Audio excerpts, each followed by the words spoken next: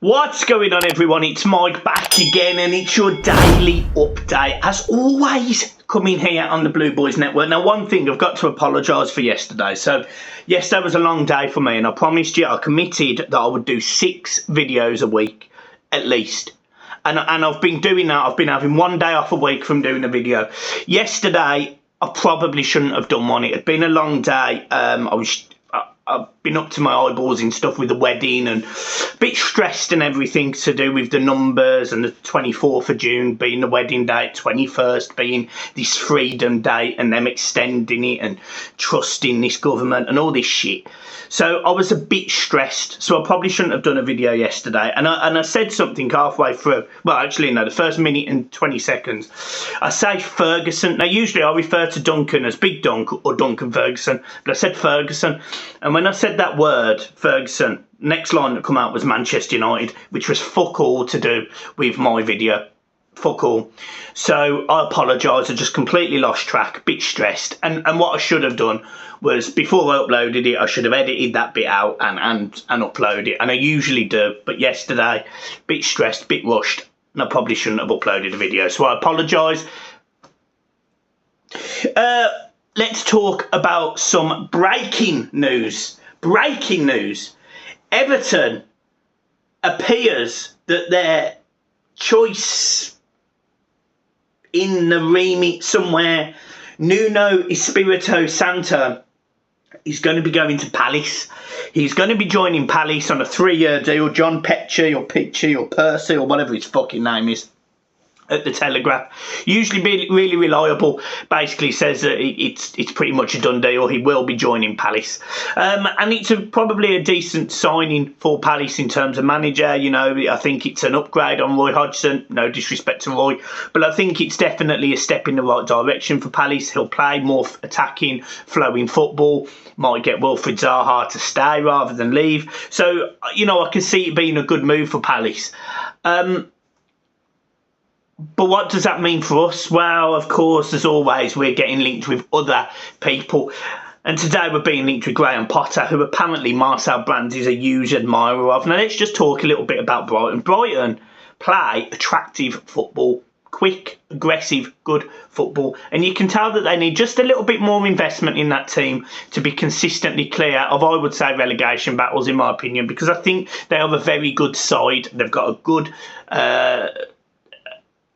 demeanour about them. I think they play nice football. I just think they're an attractive side to watch, but they can't put the ball in the net. You know, their XG, I think they were 5th in the Premier League at the end of the season on expected goals. They finished 16th or 15th. You know, they consistently struggle with getting goals. And, you know, somebody made a joke. I don't know who's done it, and if I knew who it was, I'd shout you out. But if you watch these videos, you'll know who you are. But somebody wrote a tweet out saying, can you wait? Graham Potter being Everton manager. Everton play Brentford at home. Everton have 38 shots on target and still lose 1-0 to Brentford. And that's the sort of thing that Graham Potter does. I think it would be slightly different with Everton, because I think Everton do have a little bit more aggression and can score goals. But my concern is with Graham Potter is it's the experience of I'm not saying he can't build a project. I'm not saying he can't manage a team. I'm not saying he can't lead by example. I'm not saying he doesn't attract decent players. But I can't see him making that jump from Brighton to Everton that quickly. Like, and I'm not. This isn't a disrespect to Brighton. I've got loads of time for Brighton, but I feel like that's a huge gap in projects. You know, Brighton are happy to stay up. Now they're looking forward, wanting to be more stable in the Premier League. Don't want to look over their shoulder. Everton want to qualify for Europe. There's a stage in the middle that you're asking him to basically jump past without having the experience to do that in the Premier League, because he has always either got them promoted or fought for relegation or just about kept them up. And this season, they stayed up by an okay distance, but you need more. We need to see progression from Brighton. So that's my concern with Potter. Not his name, not the quality of football he plays, but it's the, if the going gets tough, how is he going to react when he's got a bit more expectation on him for Europe? And I think he'll struggle with that, personally. Like, I mean, he might not. He might be fucking beautiful. He might walk in and be like absolutely glorious. I don't know. The problem I have is now that Carlo's left, and I put all my trust into Carlo Ancelotti, bearing in mind, we were shit. We were shit. We were shit, and we all beat around the bush. We were all like, oh no, we'll give him time, all this. We were shit. At the end of the season, our football was atrocious. We scored, not as, I don't think we, well, I think we scored a similar amount of goals the season before. Anyway, it was shit. It was shit. And we had the worst home record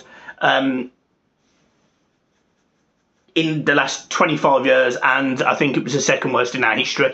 You know, it was terrible. So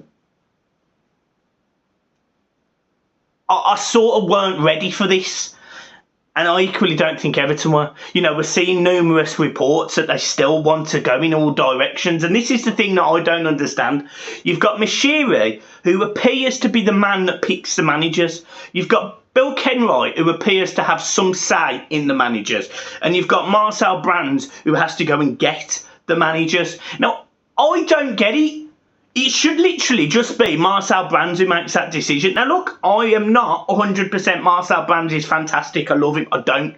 I think a lot leaves desired for Marcel Brands. But the one thing he should have is 100% control on recruitment, and that includes the managers. I don't get why Bill Kenwright needs to be involved in this. I don't even get why Mashiri sort of needs to get involved in this, because all that should happen is Mashiri should say to Brands, right, this is how much we're going to spend, this is the remit, and this is what I want to achieve. And Brands' job to go out and get someone who can hit them targets, hit them goals. It's the same in recruitment, it's the same in insurance, it's the same in finance. You have a manager who has a job of going and getting the right people to do the jobs that are needed. I don't understand why there's so many fingers in this fucking pie. Literally, it's like, I don't get it. I don't understand. And this is the other thing that frustrates me is Bill Kenwright, look, the last two managers he brought in on his own were Roberto Martinez and David Moyes. I haven't actually got anything I can argue against with either of those managers. David Moyes got Everton Football Club. He took us from 17th in the league with Unsworth scoring in the first game and beating Derby, I think it was 3-2. Don't hold me to that because I was only 8.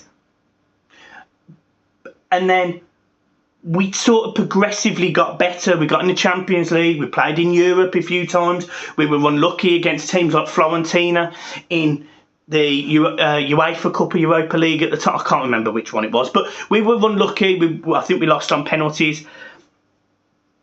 Yeah, it was a 2-2 draw, yeah. And we lost on penalties. You know, this is... It's sort of... Everton were fine, were stable. Then obviously he gets his move to Manchester United, and that's where the relationship goes fucking south, in my opinion. And also the way he left the contract, stuff like that. It didn't sit well with anyone, didn't sit well with me either. But Kenwright got that right. He got that managerial appointment right to a degree, from where we were to where we needed. It was probably a bit stale. We probably needed to progress, but again, we didn't have the money. So that's that. He then brings in Roberto Martinez, and his first line, Roberto Martinez, is this team should be fighting for 4th in the league. I'll never forget it. He sits down, press conference, I think he had his grey suit on, and he said that. And I'll never forget that line. We should be challenging to finish 4th. And by God, we have a good go. You know, 72 points. Lukaku scoring goals on loan. Ross Barkley, Deulofeu. It was just brilliant. It was such a fucking fantastic season. I absolutely loved it. And it was just, we fell apart at home to Palace. Again, I'll never forget, a game that was rearranged. The game was rearranged because of the winds, if you remember. There was tiles falling off roofs and everything. I think it was like 100-mile-an-hour winds in Liverpool. I remember going to the game in a taxi because I was in hospitality, because that was for my dad's 50th. And we were sitting in hospitality, and the back end of the car completely spun round on one of the islands by the docks, on the way up from, yeah. And it completely spun round.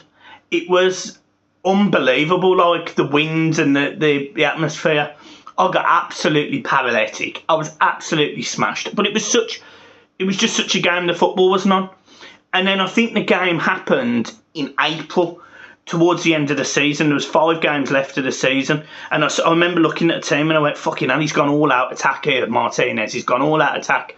And we were a point above Arsenal with a game in hand. It was ours to lose. 4th Champions League was ours to lose. And we bottled it. And I'll never forget them last 4 games of the season. We completely bottled it. We lost 3-0 to Southampton, I think it was. We had that green and black kit. It killed me. It killed me. And he didn't get it wrong. He just went stale. You know, he needed to be replaced sooner. And Mashiri's come in. And the managers he's gone for, in my opinion, have been poor choices. You know, Ronald Koeman turned us down, and then because we offered him more money, he come. It's the wrong attitude. And he never would say us. He'd always say Everton. In his press conferences, he always said Everton. And this is why this managerial appointment is so important, because I don't want another Koeman. I don't want another Ancelotti. I don't want an Allardyce. I don't want a Marco Silva. I want someone who knows the Premier League, who understands what we need to get us from Y to X, and then from X to whatever letter is in front of X. That's what we need. You know, whether that be Rafa Benitez, whether that be a Sarri, whether that be a Conte, whether it be fucking Eddie Howe in people's opinions, whether it be a Duncan Ferg, I don't care who it is. We just need a manager, because at this moment in time, we are sinking. And this managerial appointment is so big, it's so important. But we're already a week or 10 days down the fucking line. You know, if Carlo Ancelotti was in Spain on Friday, surely we knew about that. And if we didn't, fair enough. But either way, there should be a list waiting. There should be things, contingencies. You know, every business, for example, if you're a business owner, you've got a business continuity plan. You understand if something happens to your business, you need to do X, Y, and Z to get it back to where it was. You get that? Every single business in this world probably has one. It's standard stuff. We don't appear to. When it comes to our staff, when it comes to our players, we take so much time. And I'm glad to a degree that it's taken this long to get that manager. So I'm completely contradicting the literally last 2 minutes of what I said. But we are a week down the line. We've got the Euros. We've got managers potentially going in and out and everywhere. We don't want to leave this going into pre-season with either a manager appointed or someone that just isn't the quite right fit. So I think that's a real worry, personally. I think it's a real worry that Nuno's gone to Palace. If that was one of our favourite options, because look at the managers out there, being brutally honest, Nuno was probably one of the best available, really. We'll see. You know, Nuno was the manager that has taken Wolves from bottom of the Championship to Europe twice, consistently, having played 61 games in their first season. This is a manager who is capable of getting that team fit. It's exactly what Everton need. Now look, again, weirdly, I'm contradicting myself. I wasn't Nuno-ing, not even close. But I would have backed him. I'll back anyone. But I at least could see the ideology with Nuno. With some of the managers we're being linked with, I don't get it. I do not get it, and I think we'll struggle if we don't get this right. And I mean struggle, I think like 12th, 13th in the league. I do. I just think we're going to... I have no real confidence going into this season. Same confidence I certainly had 2 weeks ago. You know, we've gone from being linked with Bale, Koulibaly, Rabiot, all of these top players to being linked with Chris Wood. I mean, fucking hell. And this is why the thumbnail says we need to spend millions of pounds, because we need a mega transfer window. You know, we've released 5 players already. There's hopefully going to be players like Iwobi and players like that are going to be leaving this football club. Irrespective of the manager, they shouldn't be putting a blue shirt on. You know, Sigurdsson, I'm more than happy for him to leave. If Rodriguez needs to go, wants to go, then go. I want players to play for Everton who want to play for Everton Football Club. And that was a comment that Carlo Ancelotti made before he hypocritically left. So if you don't want to be here, don't be here. And that manager who comes in has to have full authority to go to these players. Right, nah, you ain't going. Brands, get them a move, mate. Off they fucking trot. Because that's what we need. And we need to spend big. I'm talking big. I think we need to completely restructure this team. You know, we're light in midfielders in terms of creativity, ball carriers. You know, we've got James Rodriguez and Sigurdsson. Neither of them are blessed with pace. We've got Iwobi and Bernard. Richarlison, if you want to class him as a winger, put him in there. But, you know, Iwobi and Bernard, neither of them are good enough. Neither of them are good enough for where we want to be. And I'm not saying we're going to do that this summer now. I think the ideology of Carlo Ancelotti and Everton competing for the top 4 next season's dead. I think we need to start again. I think we almost need to press restart. And I think that's going to cost a fucking lot of money. And I'm hoping and I'm trusting that Moshiri knows that. And he's be like, right, let's find a way to get round financial fair play. And let's fucking go for it. Let's absolutely go for it. So, guys, I'm leaving it there. That is my opinions. That is your daily update on the Blue Boys Network. It's absolutely glorious. You're beautiful, beautiful man. Beautiful, beautiful people. And keep smiling and enjoy the sunshine. It's still sunshine. So, peace.